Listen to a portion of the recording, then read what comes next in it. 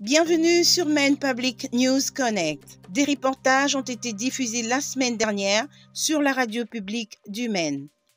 Bienvenue à vous sur Maine Public News Connect et très heureuse de vous retrouver en ce vendredi 23 septembre 2022. Les nouvelles en bref de la radio et de la télévision publique du Maine, elles sont traduites et diffusées chaque semaine en français, en espagnol, en somalien et en portugais. Donc, vous pouvez le regarder chaque vendredi sur YouTube, sur Facebook ou encore sur mainepublic.org ainsi que sur toutes les télévisions communautaires de l'État de Maine. Toujours en ce qui concerne l'initiative appelée Your Vote de Maine Public et de reportage politique, nous continuons à répondre cette semaine aux questions du public sur la participation aux prochaines élections de mi-mandat et du gouverneur. Je suis Victoire Liwanga et voici tout de suite le principal titre de la semaine. La récolte des pommes est en cours dans l'État de Maine et de nombreuses fermes agricoles de l'État comptent sur les travailleurs migrants en provenance de la Jamaïque pour la cueillette. Mais certains agriculteurs, dont Harry Ricker, qui vit dans le village de Turner, affirment que le programme de visa qui permet aux travailleurs migrants de venir aux États-Unis doit être reformé. Selon M. Ricker, le processus de demande implique trop de bureaucratie et formalités. Il affirme également que les travailleurs jamaïcains qu'il a embauchés méritent une voie d'accès à la citoyenneté.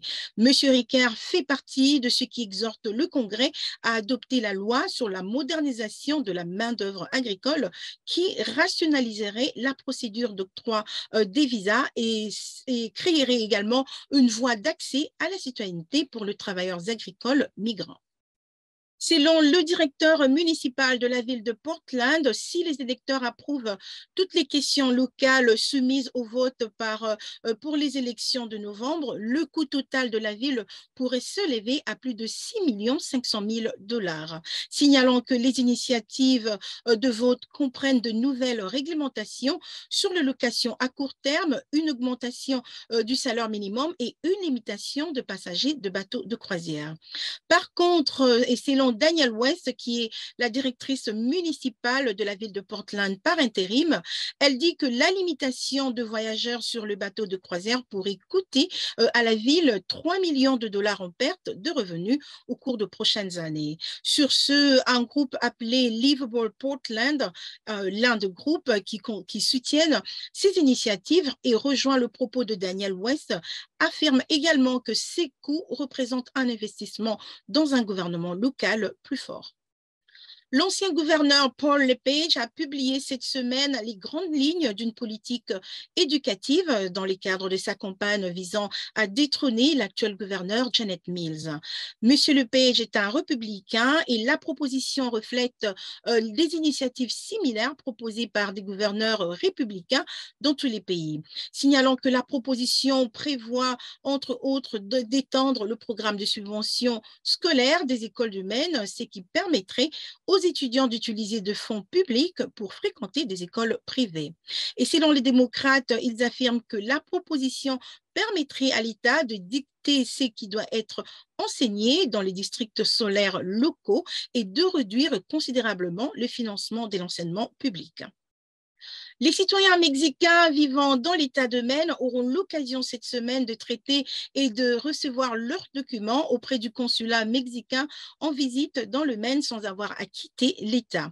Signalant que le consulat mexicain de Boston envoie son équipe mobile dans la ville de Portland demain samedi 24 septembre. Le personnel consulaire sera présent à l'église catholique qui est située au numéro 65 de l'avenue Sherman Street à partir de 9h jusqu'à 14h.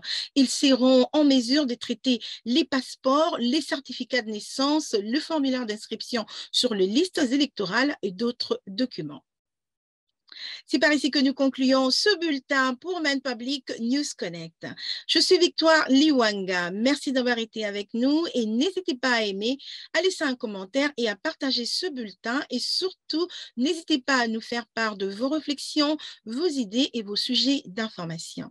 Vous pouvez vous inscrire à notre bulletin d'information et à nos groupes WhatsApp en utilisant le lien ci-dessous dans notre description pour recevoir des vidéos dans votre langue préférée. Merci encore de nous suivre et de nous soutenir. Quant à moi, je vous retrouve au prochain numéro. D'ici là, portez-vous bien et passez une excellente fin de semaine. Maine Public News Connect a été rendu possible par des donateurs individuels, des entreprises et des fondations de partout dans le Maine, et aussi par Koho et Patricia Ewan, Seaport Credit Union, Hannaford Supermarket, IDEX et Maine Housing. Maine Public News Connect est aussi rendu possible par Koho et Patricia Ewan qui s'engagent à combler les différences culturelles dans nos communautés. Juntos. Ensemble. Warajir. Junto. Seaport Credit Union. Together. Hannaford Supermarket, qui célèbre la diversité de ses employés, de ses clients et de ses communautés et s'engage à favoriser un environnement accueillant. Ensemble, ils sont plus grands que des produits d'épicerie. Et pour en savoir plus, rendez-vous sur le site internet www.hannaford.com. Chez Maine Housing, la maison est un confort, la maison est la clé. Maine Housing est là pour aider à rendre les maisons plus chaudes, plus sûres et plus abordables pour les habitants de Maine. Pour plus d'informations, visitez le site internet www.mainhousing.org pour une liste complète des services.